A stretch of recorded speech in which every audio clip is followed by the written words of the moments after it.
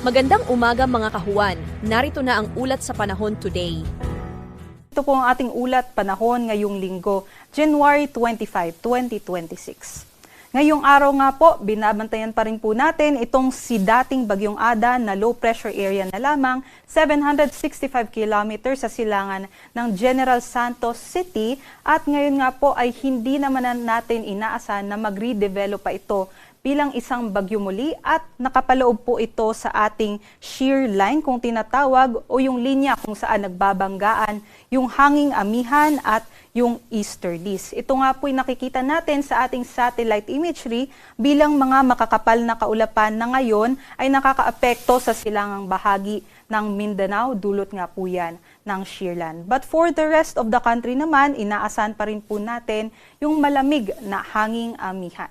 Kaya't ngayong araw nga po, inaasahan po natin na magiging maulap pa rin na may mga pag-ambon dito po sa may eastern section ng Luzon from Cagayan Valley, Cordilleras, down towards Bicol region. But for the western section naman po ng Luzon area, inaasahan naman po natin mas mababa naman po yung tsansa ng mga pag-ulan. So partly cloudy na lamang or bahagyang maulap hanggang sa maulap po yung ating panahon at meron lamang po tayong mga isolated light rains. Ito po yung ating mga agwat ng temperatura. Sa mga aakyat sa Baguio, posible pa rin po na bumaba hanggang 11 degrees Celsius yung ating temperatura doon hanggang 21 degrees Celsius. And for Tuguegarao, 18 to 25 degrees Celsius. Sa Tagaytay, 18 to 27 degrees Celsius. For Metro Manila and Lawag naman po, 20 to 28 degrees Celsius. And for Legazpi, 22 to 28 degrees Celsius. Sa may Visayas and Mindanao, especially sa may eastern section po, dito ay inaasahan po natin mataas po yung tsansa ng katamtaman hanggang sa malalakas na mga pag-ulan.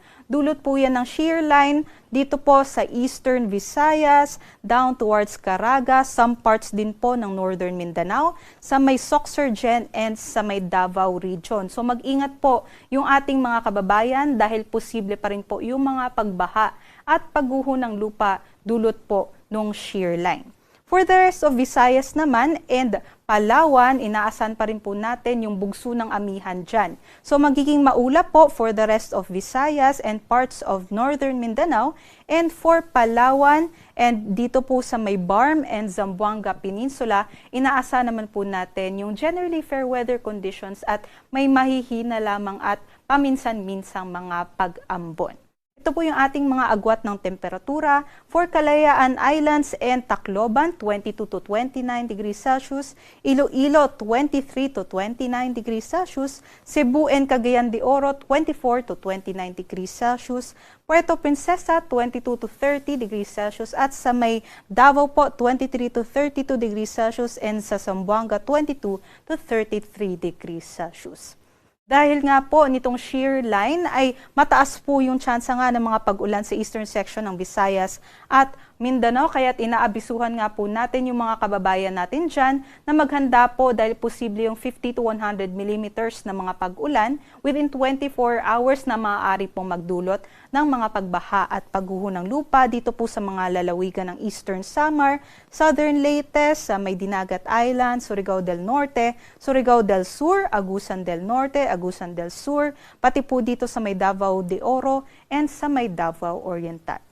At para po sa ating sea condition, may nakataas pa rin po tayo na gale warning dito po sa eastern seaboard ng Mindanao, sa Dinagat Islands and Surigao del Norte, dulot ng amihan. Matataas pa rin po yung ating pag-alon, bawal po magliyag yung ating mga kababayan. And for the rest of our seaboards naman, ay mataas pa rin po or katamtaman hanggang maalon yung ating inaasahan, kaya't doble ingat pa rin po sa ating mga kababayang manlalayag. At for the next 4 days naman po, inaasahan natin magpapatuloy yung epekto nitong shear line. Sa ating nakikita ay posible pong umakyat yung axis nitong shear line at maaari nga po makaranas ng mga pag-ulan, pagkulog at pagkidlat yung ating mga kababayan sa may Bicol region and also sa may Visayas from Monday hanggang Thursday. Kaya doble ingat nga po sa ating mga kababayan.